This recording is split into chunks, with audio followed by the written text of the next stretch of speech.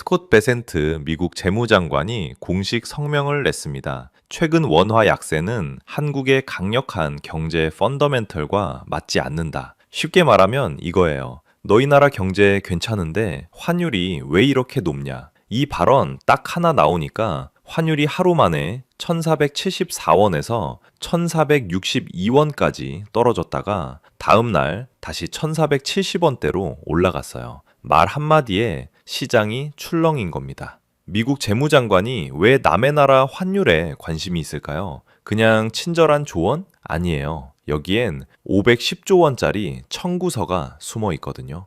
오늘 우리는 세 가지를 알아볼 겁니다. 첫째, 베센트 장관의 발언 뒤에 숨겨진 진짜 의도를 파헤칩니다. 둘째, 한국은행이 금리를 올리지도 내리지도 못하는 이유를 알아봐요. 셋째, 정부가 말하는 강한 펀더멘털이 진짜인지 숫자로 확인해 보겠습니다.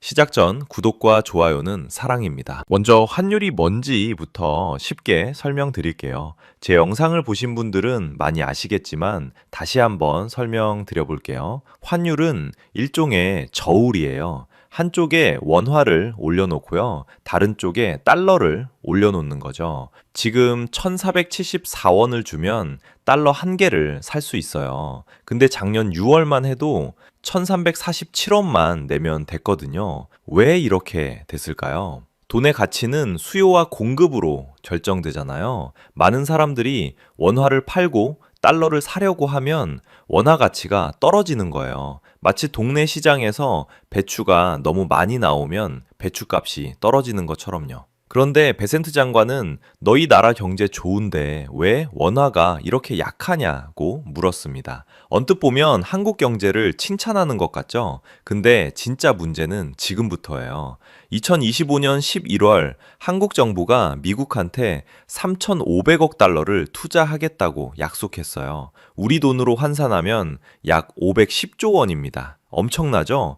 삼성, SK, 현대차 같은 대기업들이 미국의 반도체 공장, 배터리 공장, 자동차 공장 짓는다는 거거든요. 자, 여기서 문제가 생깁니다. 공장을 미국에 지으려면 달러가 필요하잖아요. 한국 기업들은 원화를 팔고 달러를 사야 돼요. 근데 환율이 1,200원일 때랑 1,500원일 때를 한번 비교해 볼까요? 10억 달러짜리 공장을 지으려면 말이에요. 환율이 1,200원이면 1조 2천억 원이 필요해요. 근데 환율이 1,500원이면요. 1조 5천억 원이 필요합니다. 차이가 3천억 원이에요. 여러분이 미국 여행 가서 100만 원어치 쇼핑하는데 환율이 300원 오르면 30만 원을 더 내야 하잖아요. 근데 이게 510조 원 규모로 커지면요. 105조를 더 내는 겁니다. 105조가 얼마냐고요? 한국 정부가 1년에 쓰는 예산의 5분의 1이에요.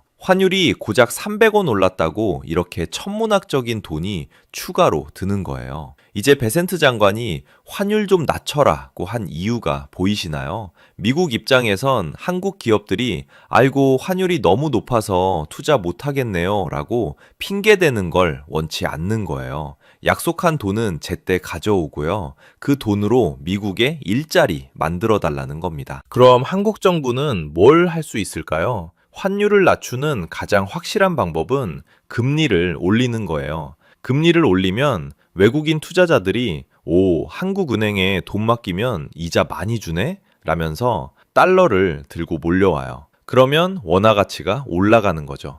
근데 한국은행은 금리를 올리지 못합니다. 아니, 올릴 수가 없어요. 지금 한국 금리가 2.5%거든요. 근데 미국은요? 3.5에서 3.75%예요. 한국이 1.00에서 1.25%포인트 낮은 거예요. 그리고 실제로 15일, 오늘 기준금리를 5연속 동결했습니다.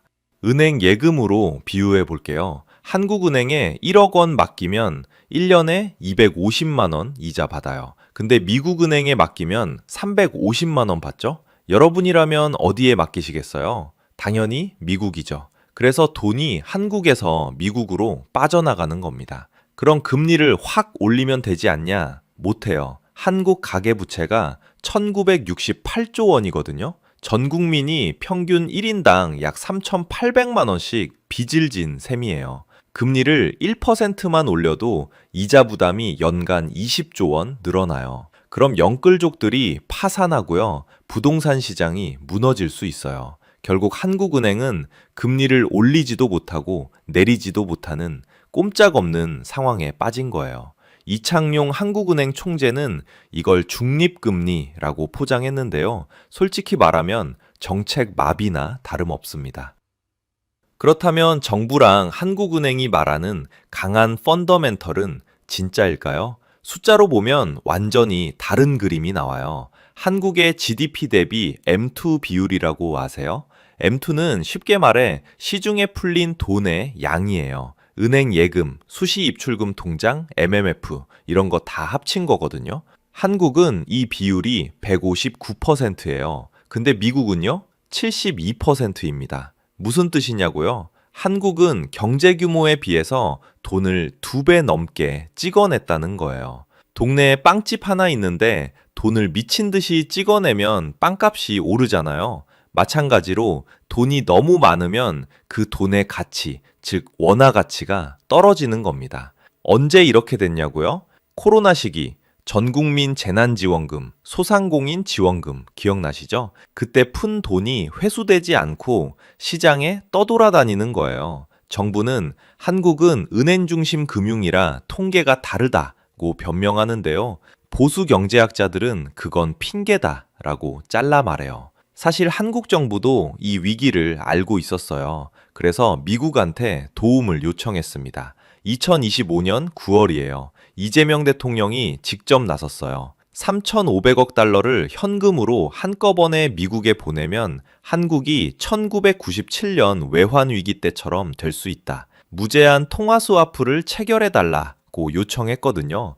통화 스와프가 뭐냐고요? 쉽게 설명하면 비상용 외화 대출이에요. 위기 상황에서 우리 달러 떨어졌는데 좀 빌려줘. 나중에 갚을게. 라고 할 수 있는 안전장치죠. 근데 미국이 뭐라고 했는지 아세요? 베센트 재무장관이 2025년 10월 15일 기자회견에서 이렇게 말했어요. 재무부가 통화 스와프를 제공하지는 않으며 그건 연방준비제도 소관입니다. 겉으로는 그건 내 권한이 아니야 라고 하면서요. 속으로는 우리가 왜 너희한테 안전망을 깔아줘야 하냐는 거거든요. 물론 베센트는 내가 연준 의장이라면 한국은 이미 통화 스와프를 가졌을 것이라고 덧붙이긴 했지만요.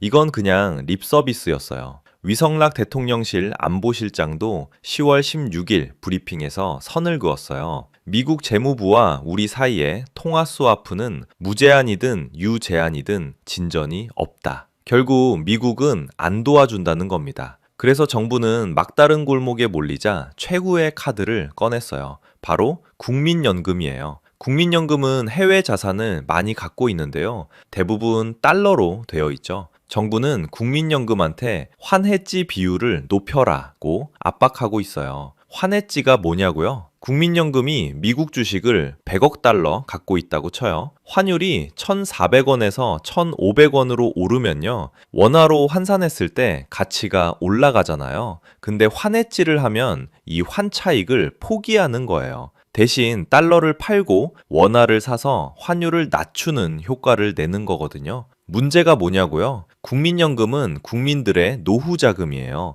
수익률을 최대화해야 할 의무가 있어요. 근데 정부가 수익률은 좀 포기하고 환율 좀 잡아달라고 하는 건 명백한 배임 행위나 다름없어요. 우리 은퇴 준비를 희생시켜서 정부 정책 실패를 덮으려는 거거든요. 이게 바로 베센트 발언의 진짜 의미예요. 통화 스와프? 우리는 안 도와줄 거야. 너희가 알아서 외환 보유고 쓰든지 국민연금 동원하든지 해서 환율 잡아라. 그리고 약속한 돈은 제때 들고 와. 그럼 우리는 어떻게 해야 할까요? 세 가지를 봐야 해요. 첫 번째는 원달러 환율이에요. 지금 1,474원인데요. 임계점이 1,500원 돌파예요. 1,500원 넘어가면 외환 위기급 경고거든요. 그때는 달러 자산 일부 보유를 고려하셔야 합니다. 두 번째는 한미 금리 역전폭이에요. 지금은 1.00에서 1.25%포인트인데요. 임계점은 1.5%포인트 이상이에요. 역전폭이 커지면 자본 유출이 가속화되거든요. 안전자산 비중을 늘리세요. 세 번째는 가계부채 증가율입니다.